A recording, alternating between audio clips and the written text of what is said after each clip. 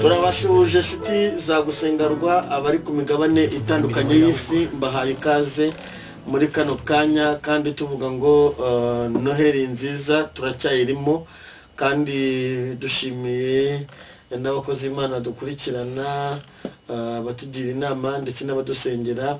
Dushimiye abantu b'Imana bakurikira gusengarwa bari muri Amerika, abakurikira gusengarwa bari mu Busuwisi, abakurikira gusengarwa bari mu Burundi, abari mu Bufaransa, abari mu Budage, mwese turabashuje n'ubundi ni wa mwanya udasanzwe. Ndahamya neza ko mwari mufite amatsiko cyane cyangwa se munakumbuye. Ndahamya ko mwari mukumbuye Christina, ntago mwari mumuherutse. Christi uraho neza? Wari waratembereye Christi? Arige Imana iba yaduhisheho gato. Shuti za gusengarwa murabizi ko Christina ari mu bantu nashimiye. Bundi kuri Noheli murabizi abantu benshi banyandikiye ati ko utadushimiye, bijya mwese narabashimiye. Hari abantu agiye dushimira by'umwihariko. Hari ukuntu umuntu mwarabanye mu bitekerezo mwivuga butumwa ukamushimira. Kwese gusengarwa urabizi ko tugukunda, iyo uze nyine ubuje kuduhesha umugisha ndetse n'abantu batuye ku migabane itandukanye y'isi, kuko gusengarwa ikurikiranwa n'abantu bose bakunda Imana kandi igira ahantu hashoboka kuri hashoboka aho tutabasha twiguruka ngo duhite tuhagerayo, irahagera. N'ubundi ntabwo nzi byituzaniye, nimba ari bwa buhamya, nimba ari ubundi bamye Imana yakuremeye ntumbaze, nimba ari ubuhanuzi nyine ntumbaze, nimba ari ijambo ry'Imana cyokora nanjye mfite amatsiko. Niyo mpamvu naye naguteze mikoro ako nayo biriya ngiyo. Shiti za gusengarwa murabizi nanjye ngira amatsiko, nimubizi murabizi rwose. Kandi pe mfite amatsiko. Yo no yanambwiye ngo fate na gitari nayifashe. Shiti za gusengarwa rero amatsiko namwe ndahamya ko muyafite nkuko nanjye nyafite. Tugiye gusenga, murabizi nta kintu gishobora kubera ahangaha tutabanze ngo dusenge. Kandi nongera kubabwira ngo umwaka mushya muhire wa 2021, uyu mwaka uzakubera umwaka w'umugisha, ntukakubere nk'uwo tuvuyemo. Uwo tuvuyemo Uwiteka we utwibagize. Cyokora wari uri mwibyiza urimo n'ibibi, ariko ibibi nibyo byari byinshi. Kuva nava mu nda ya mama n'ubwambere nabonye imirambo myinshi batambutse buri kanya batambutse imirambo. Igihugu iki ni ikimirambo, igihugu iki ni ikimirambo, n'ubwambere nayibonye. Ariko hashimwe Yesu utugejeje umwaka amahoro. Kwese shishimwe rikomeye cyane. Reka rero dusenge. Udatuma mfashwa, nabizi ko ngomba gufashwa njyewe. Udatuma mfashwa kandi hari n'ibindi fite. Mana tugushimiye imbaraga zawe zikomeye, tugushimiye ko ugejeje hano Christina, wamurinze mu mihanda aciyemo, wamurinze kandi tugushimiye ko muhaye umwanya w'umugisha kugira ngo yongere ahembuke, ndetse agene icyo asangiza abanyarwanda, agene icyo asangiza abatuye ku migabane y'itandukanye. Kandi hari impamvu nyinshi zo kugushima, hari impamvu nyinshi zo kukuvuga, hari impamvu nyinshi. Christina muvanye mu bintu bikomeye, wamukuye mu rupfu, wamukuye mu buzima bugoye, wamugiriye neza. Ubuhamya bwe turabuzi, wagiye umutabarana n'umunsi uracyabana nawe. Tuguhaye ikaze n'ubundi ngo n'ubundi umushyigikire, umuteze intambwe, umushike muri byose mu izina rya Kristo wa Nazareti, amen. Karibu. Murakoze cyane. Ndi Christine musanzwe munzi. Nagarutse nari mbakumbuye, ariko ndamahoro. Muririmbye yaravuze ngo ubwo Yesu ankunda ndamahoro. Rero mu byubahiro byawe dade wanjye hari korasi imaze iminsi iri kumfasha cyane bitewe n'uyu mwaka turangije. Hari ibintu byinshi numvise ndi kwibuka, numva uku kwezi kwatangiye kose numva ndi mu mashimwe, numva ndi mu mashimwe. Iyo ndirimbo ni korasi ntoya ngira ngo dutangize, ariko ikubiyemo ibintu bikomeye. Ngwiyo nibutse aho wanguye mwami, inyemeza y'ukuzangirira neza yo. ndayigutera nta kibazo urabizi ko mfasha rwose ndabizi ko ujye bishobora iyo nibutse aho wankuye mwami binyemeza yuko uzangirira neza iyo nibutse aho wankuye mwami binyemeza yuko uzangirira neza iyo nibutse aho wankuye mwami aho shitani agayicira abantu binyemeza yuko uzangirira neza iyo nibutse aho wankuye mwami binyemeza yuko uzangirira neza oh iyo nibutse ubutayu wamvanyemo iyo nibutse umubabaro wanyishije binyemeza yuko uzangirira neza iyo nibutse aho wankuye mwami binyemeza yuko uzangirira neza ikimenyetso kirenga kimwe birenga bibiri birenga bitatu binyemeza yuko uzangirira neza ikimenyetso kirenga kimwe birenga bibiri birenga bitatu binyemeza yuko uzangirira neza dusubiremo ikimenyetso kirenga kimwe birenga bibiri birenga bitatu binyemeza yuko uzangirira neza iyo nibutse aho wankuye mwami binyemeza yuko uzangirira neza iyo nibutse aho wankuye mwami binyemeza yuko uzangirira neza iyo nibutse inzara wanyishije iyo nibutse ifu wasimbukije binyemeza yuko uzangirira neza iyo nibutse aho wankuye mwami binyemeza yuko uzangirira neza oh iyo nibutse agakiza wamaye iyo nibutse inzara wanyishije binyemeza yuko uzangirira neza iyo nibutse aho wankuye mwami binyemeza yuko uzangirira neza oh iyo twibutse imibabaro twaciyemo Kristina akibuka imibabaro yaciyemo imwemeza ko Imana izamutabara imwemeza kuzamuhindurira amateka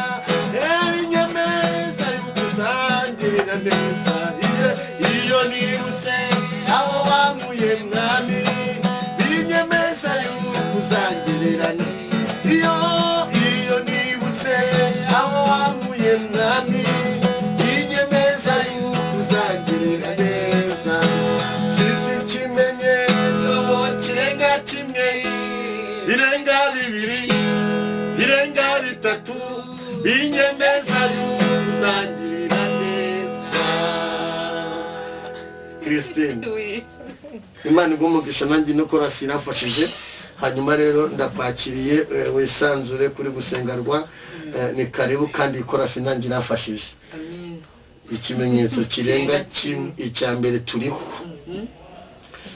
birenga bibiri icya kabiri Imana yaratwimanye ikuzimu bashaka umuntu apfa ntiyapfuye twabayeho amen amen utwaje ubusa tutaje ubusa twabayeho birenga bitatu turacyafite agasura nokuri ukiraha reka mpite nkubwira ijambo ngiye kuvuga ni Zaburi y'124 umurongo wa 4 kugeza ku wa 8 avuga ngo amazi aba yaraturengeye rwose isuri iba yaratembye ku bugingo bwacu amazi yihindurije aba yaratembye ku bugingo bwacu Uwiteka ahimbazwe manishimwe utadutanze kuba nk'umuhigo w'amenyo yabo ubugingo bwacu bukize nk'uko inyoni iva mu kigoyi cy'abagoyi ikigoyi kiracitse natwe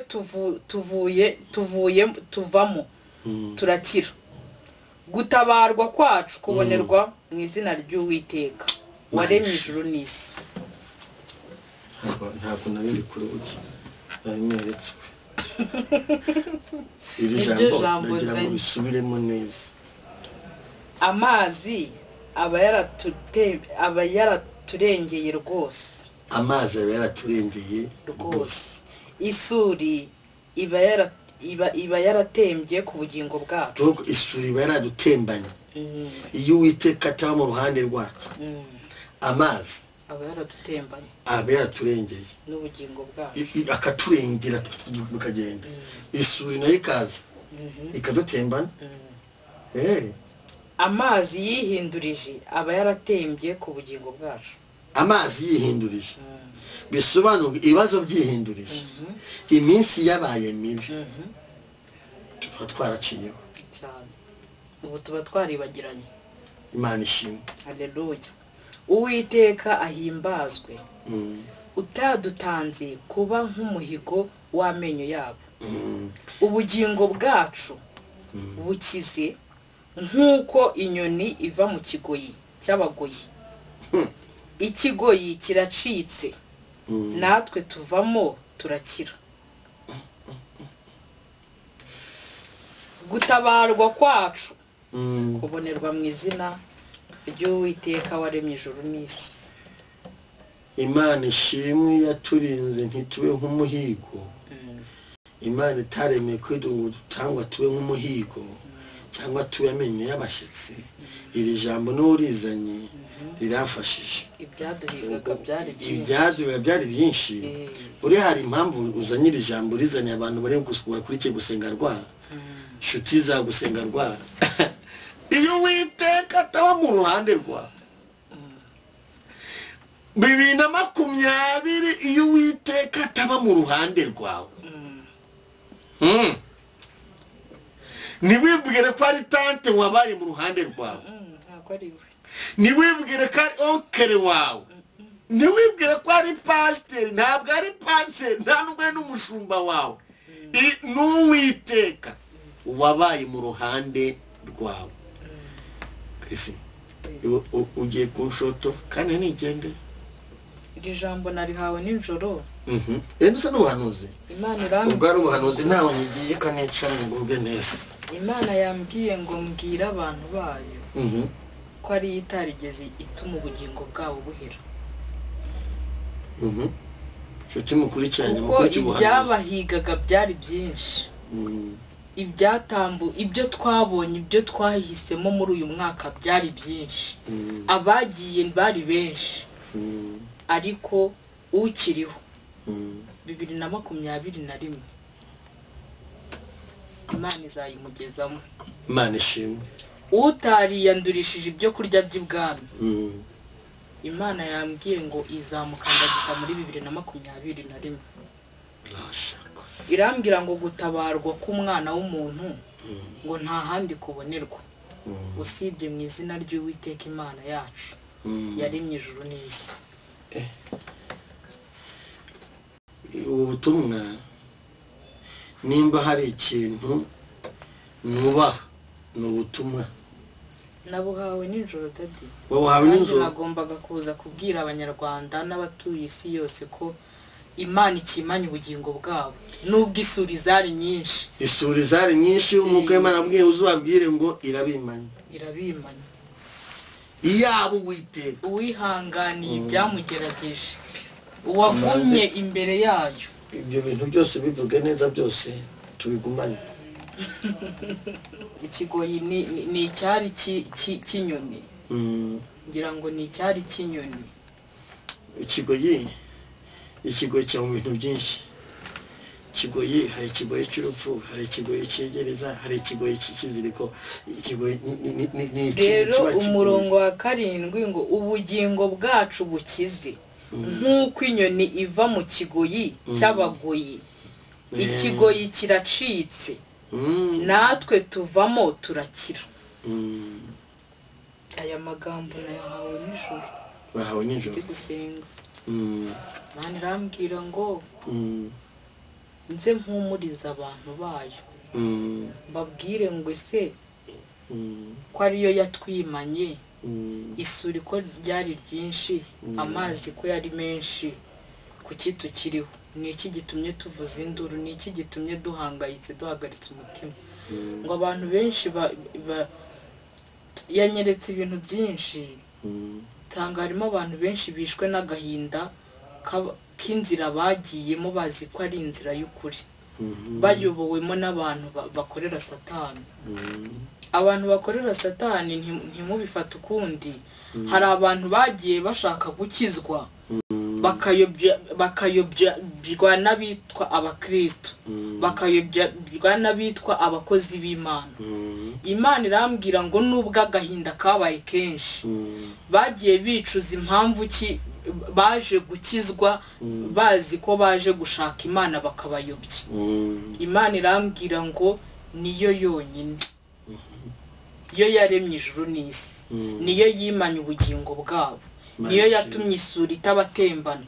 Uko bo babibona ubugingo bwabo buba bwaratembye, kuko aho bari bahungiye bari bazi ko bahungiye kuri Kristo, basanga bahungiye ku nyamaswa. Bahageze basanga aho bavuye n'aho bagiye nta gihari gishya, basanga nta bugingo buhari, basanga ni imibabaro bari kubajyanamo, basanga ni uburetwa bari kubakoresha.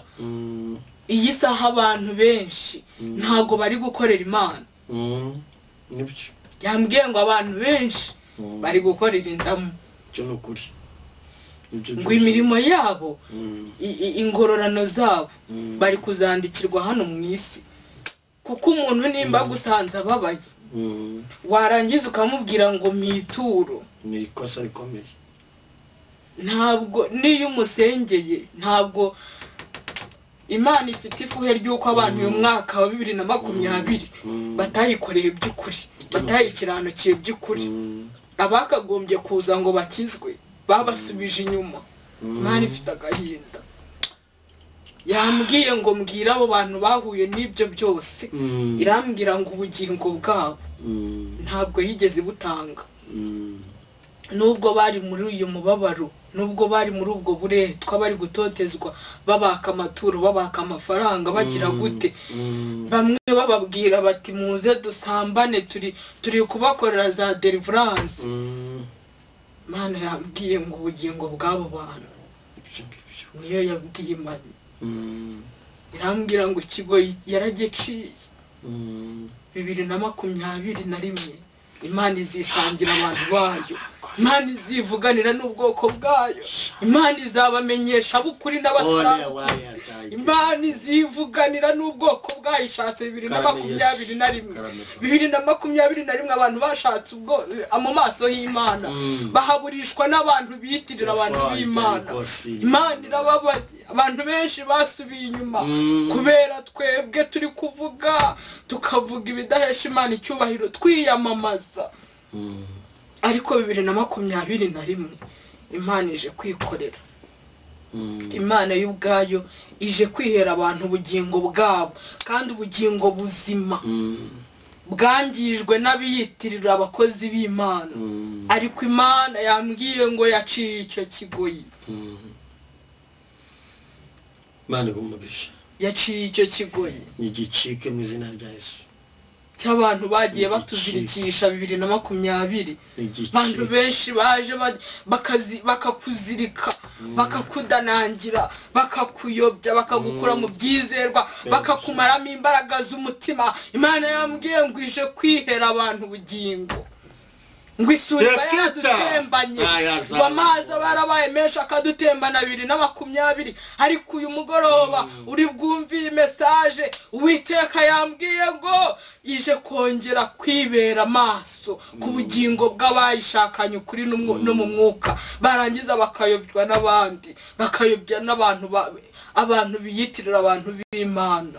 Imana imaze iminsi ivuga ibintu bikomeye muri iyi minsi turi kurangiza uyu mwaka, ariko Uwiteka aza bamukoreye by'ukuri.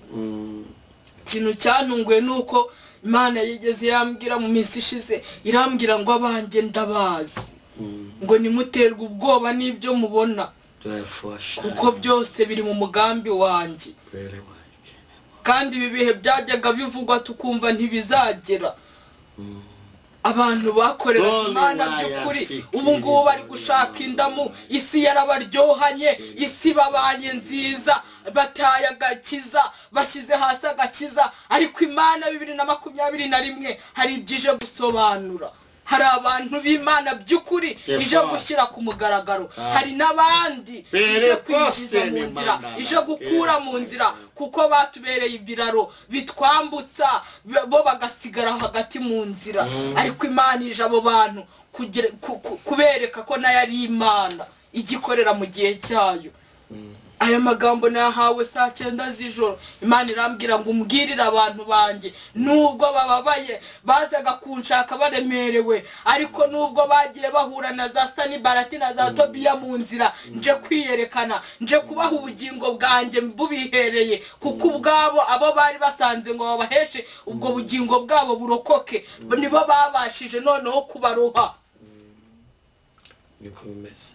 Izo suri aya magambo y'Imana, iyi suri ivugwa hano, aya mazi nugusanga umukozi w'Imana umwizeye, wamugera akaba mbere yo kugutera ibisongo byo mu mutima, wamugera akaba wa wundi ukunaniza mu rugendo, waruzi kusanza umuntu wo kugukomeza mu rugendo, waruzi kusanza umuntu wo kukubohora, waruzi kusanza umuntu urimo mwuka wera w'Imana akagufata akakuyobora, ariko nibo bari gusubiza abantu inyuma. Imana ngo abo bantu yarababonye, abababajwe n'ibyo ngibyo, Uwiteka yambwiye ngo niyo yimanye ubugingo bwanyu.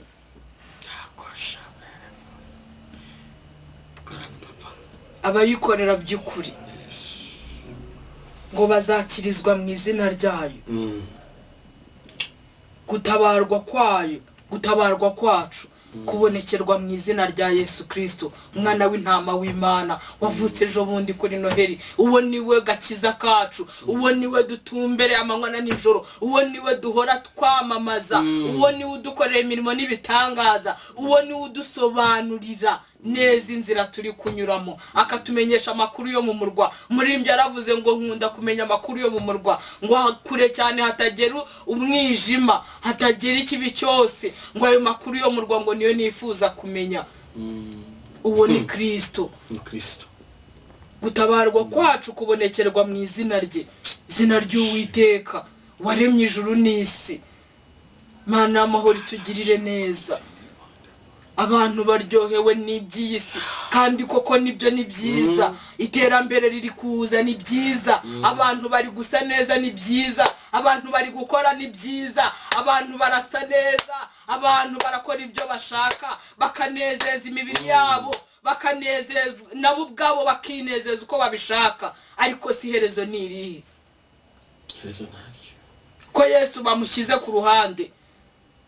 Yesu waguhaye ibyo byose, umushyize ku ruhande uramwibagiwe, umutesheje agaciro. Ubuze kubwira abandi muti muze burebe Yesu wangiriye neza, ahubwo uri kubaruha. Uri kwirengagiza aho Yesu yabiguhereye, ahubwo ukajyana abantu b'Imana mu mwirimbukiro, ukajya kubasambanya, ukabajyana mu bapfumu, ukababwira ngo dore nageragereje aha naha, kandi Uwiteka Imana yabikubwiye bitari rimwe bitari kabiri. Uko bukeye igenda ikwereka, uko bukeye igenda iguha iyo bizinesi, uko bwije uko bukeye igenda ikwereka imirimo n'ibitangaza byayo. Ariko kuko wari ufite indimi myinshi, kuko wari ufite inzira zirenze imwe, uravuga uti bimwe nabikuye kwa shitani muri abo bapfumu, ibindi ngo ni Imana yabimpaye. Imana irashaka ko tuyikurikira yo yonyine. Nimba ugiye kwa shitani, genda wemye, ugende rwose, ariko wijyana abantu b'Imana.